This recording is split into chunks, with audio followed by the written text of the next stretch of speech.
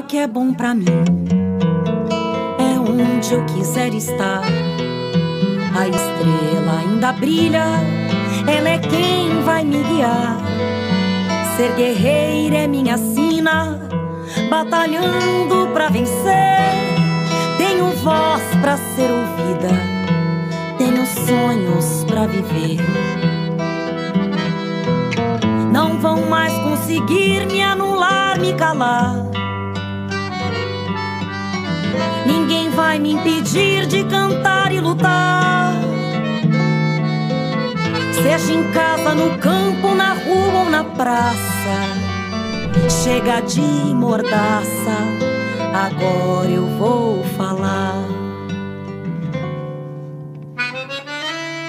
Porque eu sou mulher pra fazer acontecer.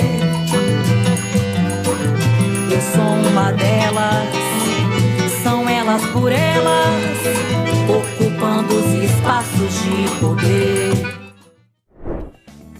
Lutas por direito e por justiça racial é o tema da aula desta sexta-feira com a ex-ministra da Igualdade Racial, Matilde Ribeiro.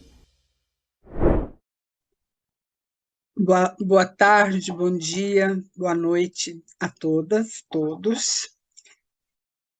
Meu nome é Matilde Ribeiro, eu sou atualmente professora na Unilab, Universidade da Integração Internacional da Lusofonia Afro-Brasileira.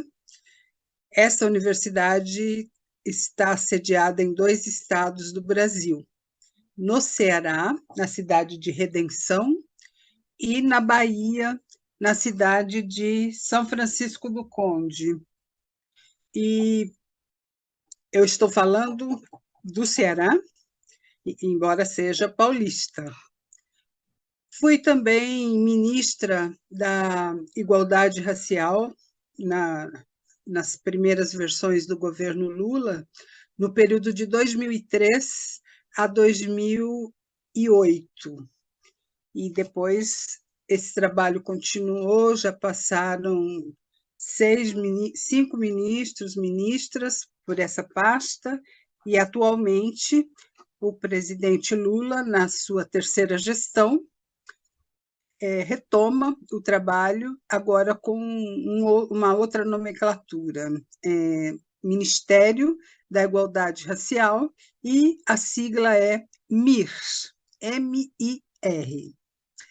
Estou aqui hoje para falar do mês das atividades e da importância de reflexão e ação em torno das proposições da ONU, Organização das Nações Unidas, que já há muito tempo criou 2 marcos de luta, claro que a partir da realidade das desigualdades e das discriminações e violências no mundo, e também reconhecendo o potencial organizativo das populações negras pelo mundo afora e também das mulheres, destacando crescentemente nas últimas décadas a organização das mulheres negras.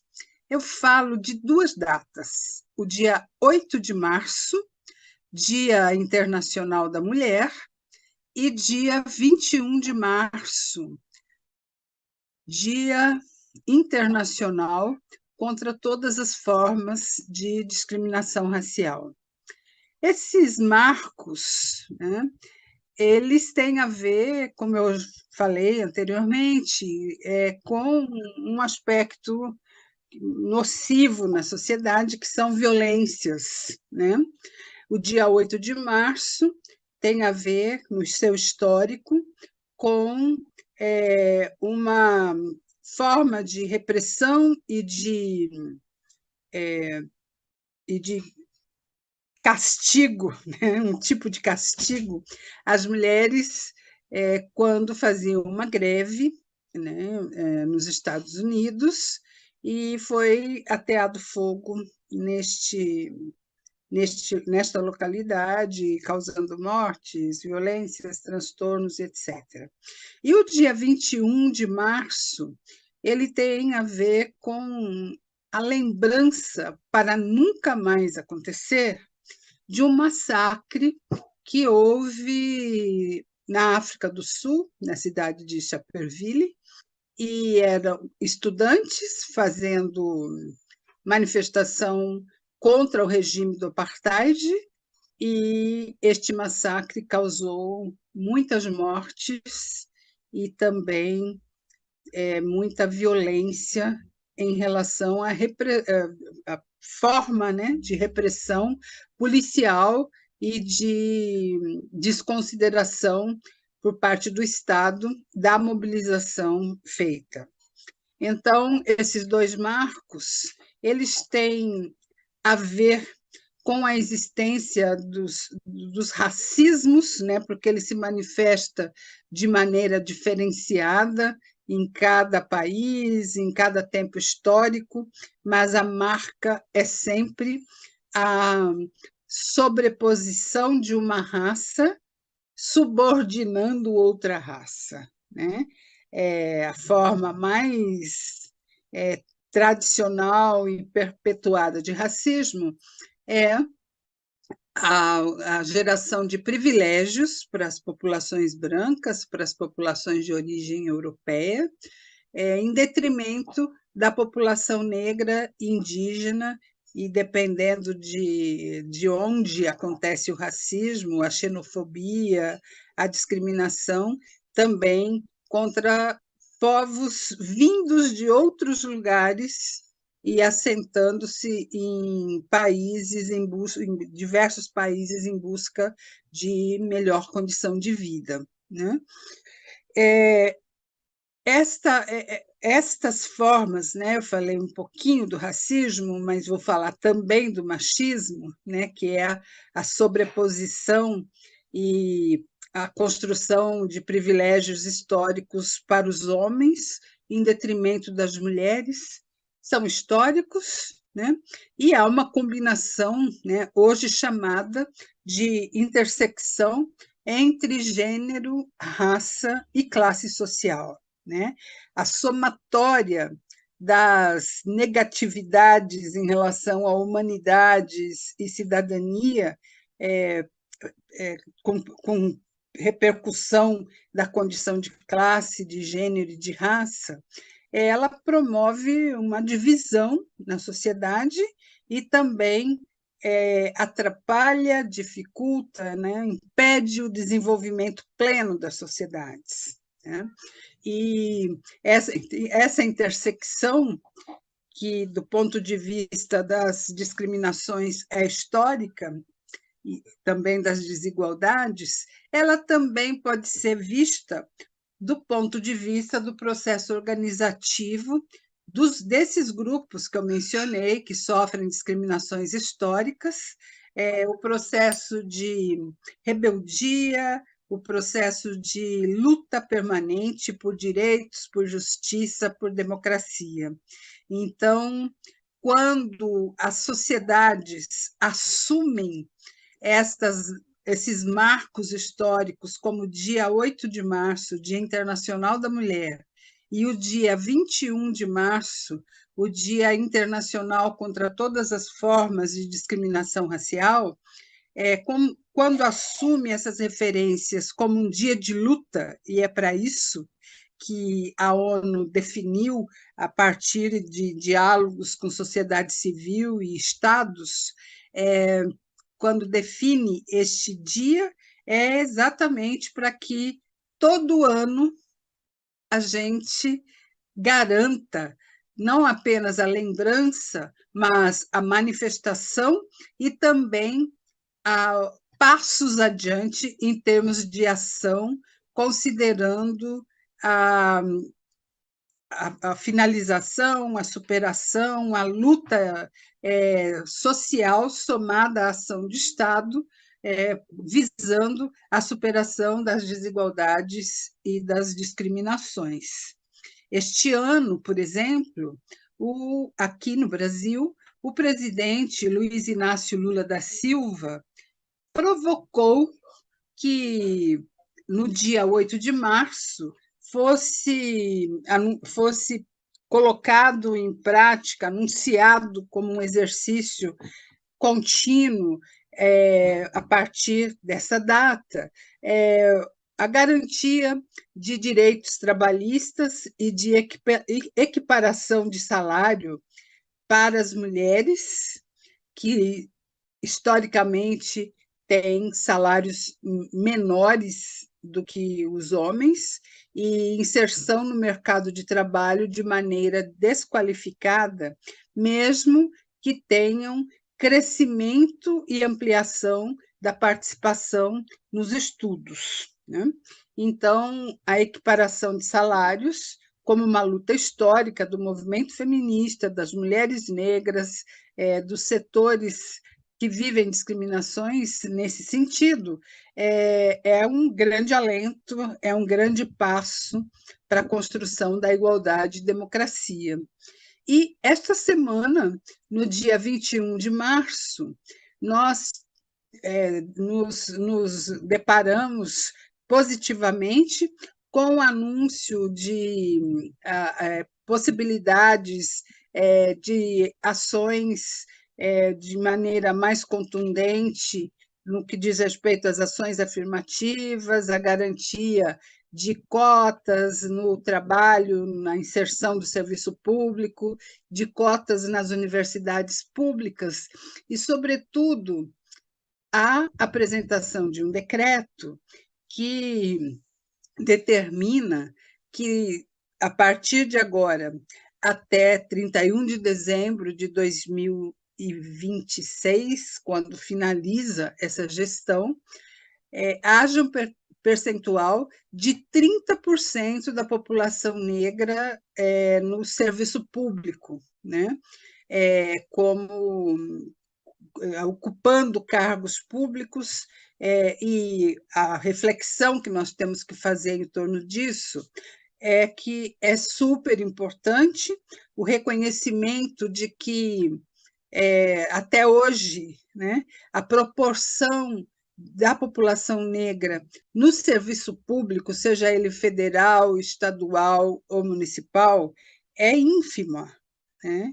Estamos há anos-luz atrás, né, dos outros grupos raciais, e também não só em relação ao acesso, mas também a garantia de salário compatível com qualidade de vida.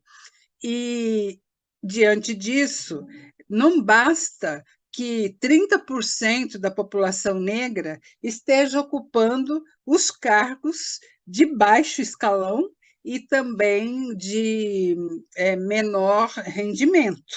Isso não altera em nada a condição de vida da população negra. É preciso que nós possamos olhar desde os cargos advindos de concurso público, ou mesmo os cargos advindos de contratação, né, como prestação de serviços, como comissionados, nós temos que olhar a floresta inteira, né? Desde presidente, ministros, ministras, até os servidores nas mais variadas áreas do serviço público que estão na base, né? Então, nós temos que garantir acesso com qualidade, né? Esse é o grande desafio, e é justamente por isso que é muito importante que tanto a sociedade civil quanto os órgãos públicos tenham esses marcos, como essas datas que nós estamos aqui hoje fortalecendo a sua importância e reforçando também que são dias de luta e dias de respostas a questões históricas de exclusão, né? E, com isso, criando referências para que as ações aconteçam no dia a dia, né? Nós estamos já na terceira década do século XXI, né? O século XXI começou com boas novidades no campo da política pública, considerando olhares e ações voltados à diversidade, né? Então, as políticas voltadas às mulheres negras, às mulheres indígenas, à comunidade LGBTQIAPN+,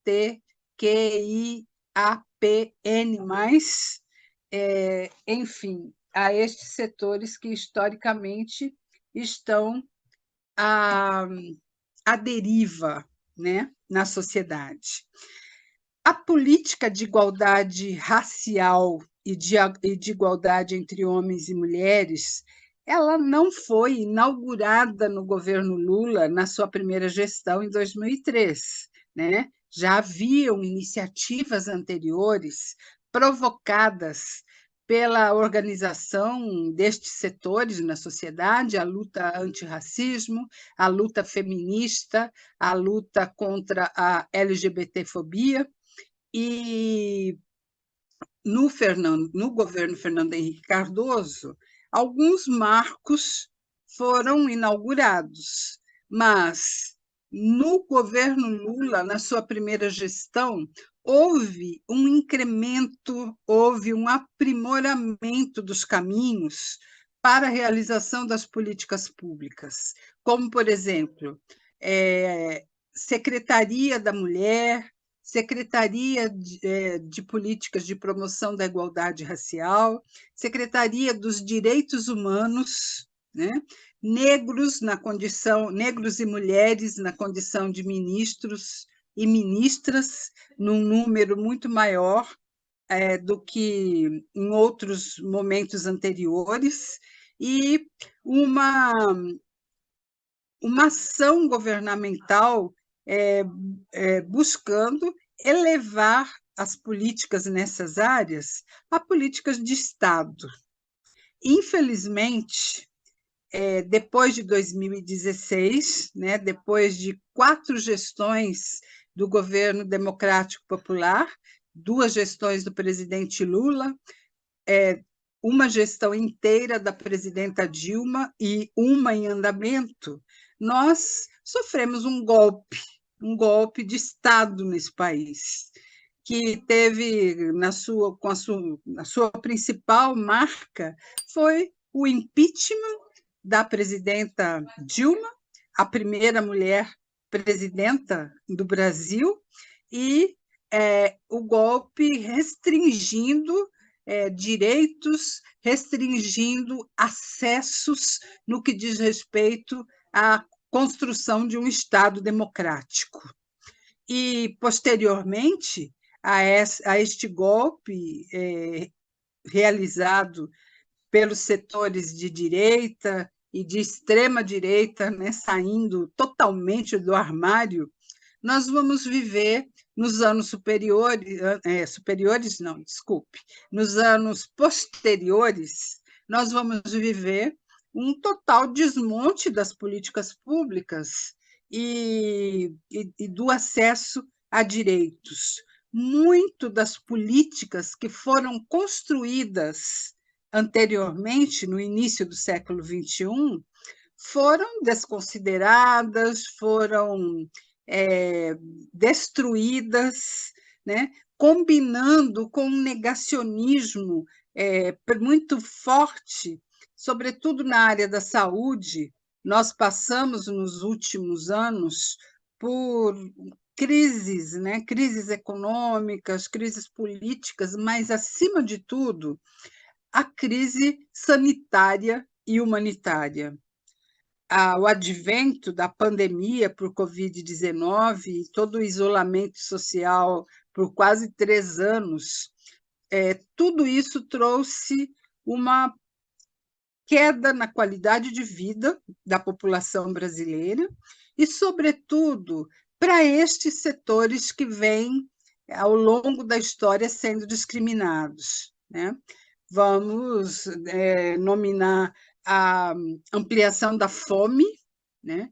a situação do número de pessoas, o crescimento do número de pessoas que passam fome no Brasil aumentou vergonhosamente, acompanhando também da condição de desemprego, do baixo acesso à moradia, do baixo acesso aos serviços de saúde, tudo isso contribuindo para a precarização, né, a vulnerabilização de vida da população pobre, e dentro dessa população pobre nós temos, por demarcação de dados, estatísticas oficiais, de que as mulheres negras, as mulheres indígenas e o todo da população negra e população indígena vive uma situação de, como já disse, total vulnerabilidade acelerada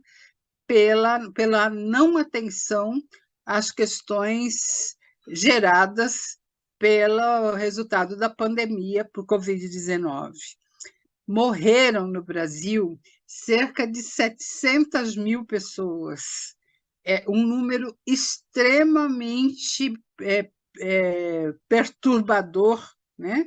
A população negra vivendo em perigo de morte, a população negra, como eu disse, mas também a população pobre, a juventude, as pessoas idosas, as empregadas domésticas, né? Todos os moradores de rua, todos esses e demais setores tiveram queda de qualidade de vida, mas as mortes elas poderiam ter sido evitadas em grande número. As pesquisas atuais nos demonstram que, se tivesse ocorrido um atendimento mais acelerado e adequado à saúde da população, por meio do Sistema Único de Saúde, o Ministério da Saúde tivesse sido mais vigilante e atuante no que diz respeito à condição da Covid-19, essas mortes ocorridas cairiam para mais ou menos um quarto, né? Então, não temos nada a comemorar em relação aos anos passados de governos de direita, de extrema-direita, após o golpe de Estado. Com isso, eu estou querendo dizer que a eleição do presidente Lula veio a um excelente tempo, mas que os desafios são muito grandes, né? Recuperar o equilíbrio social e econômico em relação a uma busca de maior distribuição de renda é extremamente importante. Nós sabemos que o Brasil é um dos países mais desiguais do planeta, né? Não é porque é pobre, não. O Brasil não é pobre. Nós temos uma condição de uma concentração de renda numa minoria da população, né? Que são as elites econômicas, as elites políticas, as elites no campo da comunicação e assim por diante, em detrimento de uma maioria que vê sua vida prejudicada por todas essas crises que eu já mencionei antes. Então, os desafios desse momento, eles são extremamente complexos, né? Não apenas a presidência da República, não apenas essa gestão de 4 anos e o que virá pela frente, considerando a missão dos setores de esquerda, dos setores progressistas e democráticos nessa sociedade, nós temos que, ao mesmo tempo que reconstruir o Brasil, responder a questões gritantes em curto espaço de tempo. Então, o presidente Lula tem aí uma grande missão pela frente, missão que ele tem dito, inclusive esta semana, ele deu uma entrevista no 247, dizendo que está de mangas arregaçadas e que acredita numa ação conjunta entre governo, iniciativa privada e a sociedade civil organizada e toda a população brasileira. Nós temos que reconhecer que, por meio não apenas de vontade política, mas por meio de realizações efetivas, considerando que política pública deve ser para quem precisa, é que nós vamos voltar a fazer a roda do desenvolvimento girar, mas não o desenvolvimento descomprometido com a maioria da população. Se isso continuasse acontecendo, nós só iríamos estar construindo um fosso na história brasileira. Sem dúvida, né, em crítica a tudo isso que nós vivemos de desmando, de desmontes e de desesperança nos últimos anos, nós temos aí a tarefa, como sempre diz o presidente Lula, de junção de esforços para reconquistar o nosso país.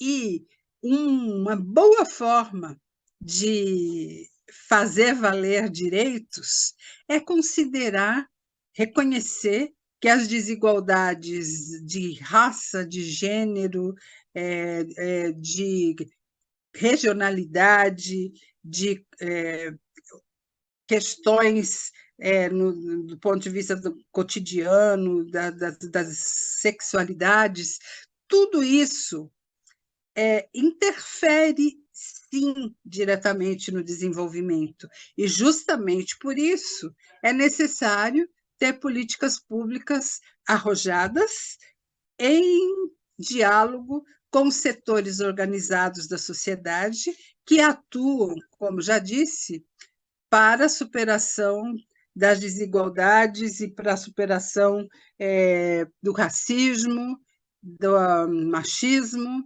da LGBTfobia e tantas formas de desigualdades e não consideração de diferenças. Portanto, os dias 8 de março e 21 de março, Dia Internacional da Mulher e Dia Internacional contra todas as formas de discriminação racial, tem que estar na nossa agenda, onde quer que estejamos, nas escolas, no comércio, nas instituições públicas, privadas, no lazer. Há muito o que fazer para garantir ampliação de consciência, né, no que diz respeito a direitos e justiça social. O movimento feminista, o movimento negro, o movimento LGBTQIAPN+, tem vários formatos de estar nas ruas, não apenas nessas datas. As datas servem para demarcar ações, debates, para dar visibilidade para essas questões. Mas os movimentos sociais têm uma agenda continuada, né? E esta agenda ela é valorizada a partir do diálogo sistemático com a sociedade, mas também a partir das negociações entre os setores organizados da sociedade e os governos, visando a construção de políticas de Estado, né? E, neste caminho, nós vamos projetando, arquitetando, fazendo acontecer diferenças. E uma das questões centrais no campo da política pública é garantir orçamento público para que as ações sejam realizadas. No campo das políticas de igualdade racial, das políticas voltadas às mulheres, aos idosos, à comunidade LGBTQI, APN+, sempre se fala que o caminho da construção é pela transversalidade. Esta forma de fazer política é, sem dúvida, muito importante e, teoricamente, bem arrojada, mas não há transversalidade sem orçamento. E esses órgãos, como o Ministério da Igualdade Racial, como o Ministério das Mulheres, de Política para as Mulheres, ele tem um orçamento próprio, mas é para construção do caminho de desenho das políticas públicas, de diálogo permanente com a sociedade e de geração de negociação quanto às políticas públicas. Portanto, os orçamentos finalísticos têm que pôr a mão no bolso, né? O Ministério da Saúde tem que compreender a importância da saúde da população negra e indígena, a educação étnico-racial, as cotas nas universidades, a garantia do ensino básico, médio, com qualidade e com continuidade visando a inserção de todos. Tudo isso depende de orçamento público que os ministérios finalísticos têm que chegar.